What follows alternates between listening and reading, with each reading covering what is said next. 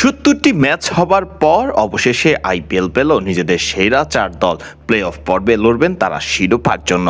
Kohli royal Challengers Bengaluru কি আরও একবার পাবে শিরোপা জেতার স্বাদ, নাকি প্যাট কামিন্সদের হায়দ্রাবাদ উঁচিয়ে ধরবে আইপিএল এর ট্রফি জেতা থেকে দূরে নেই শুভমান গিলদের গুজরাট টাইটান্স, দৌড়ে আছে বৈভব সূর্যবংশীদের রাজস্থান রয়্যালসও। লিগ পর্বে 14টি ম্যাচ খেলেছে রাজস্থান রয়্যালস, যেখানে তারা জয়ের হাসি হেসেছে 8 বার। পরাজিত হতে হয়েছে 6 ম্যাচে। পাঞ্জাবের থেকে 1 পয়েন্ট অর্থাৎ 16 পয়েন্ট নিয়ে চতুর্থ দল হিসেবে প্লে অফে পা রেখেছে বৈভব সূর্যবংশীদের দল রাজস্থান রয়্যালস। বুধবার সানরাইজার্স হায়দ্রাবাদের বিপক্ষে এলিমিনেটর খেলতে নামবে তারা, যেখানে হেরে গেলে বিদায় জানাতে হবে আইপিএল এর এই আসরকে।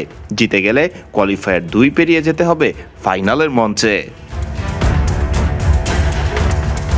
একই অবস্থা অভিষেক শর্মা, ঈশান কিষানদেরও। সানরাইজার্স হায়দ্রাবাদ 14 ম্যাচে 9টি জয় এবং 5টি হার নিয়ে লিগ পর্ব শেষ করে তৃতীয় স্থান থেকে। ফলে রাজস্থানের বিপক্ষে এলিমিনেটর খেলে সেখানে জয়লাভ করে কোয়ালিফায়ার 2 পার করেই প্যাট কামিন্সদের পা রাখতে হবে শিরোপা জেতার জন্য ফাইনালের মঞ্চে।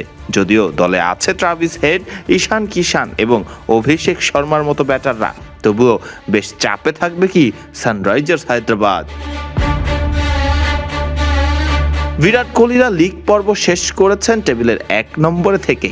যদিও বিরাটের আরসিবির মতোই সমান 18 পয়েন্ট রয়েছে 2-এ থাকা গুজরাট টাইটান্স এবং 3-এ থাকা সানরাইজার্স হায়দ্রাবাদের। তবে গুজরাট এবং হায়দ্রাবাদের থেকে নেট রান রেটে এগিয়ে থাকায় পয়েন্ট টেবিলের শীর্ষে রয়েছে বিরাট কোহলির দল রয়্যাল চ্যালেঞ্জার্স বেঙ্গালুরু। মঙ্গলবার রয়্যাল চ্যালেঞ্জার্স বেঙ্গালুরুর সাথে কোয়ালিফায়ার 1 খেলতে মাঠে নামবে গুজরাট টাইটান্স।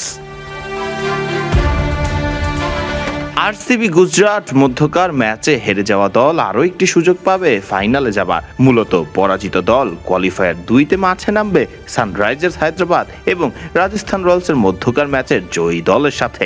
কোয়ালিফায়ার 2 জেতা দল অংশ নিবে কোয়ালিফায়ার 1 জেতা দলের সাথে ফাইনালের মঞ্চে। কোন দল জিতবে এবার শিরোপা, সেটি এবার দেখার পালা। ফারদিন রহমান সহকাল, বিডি ক্রিক টাইম।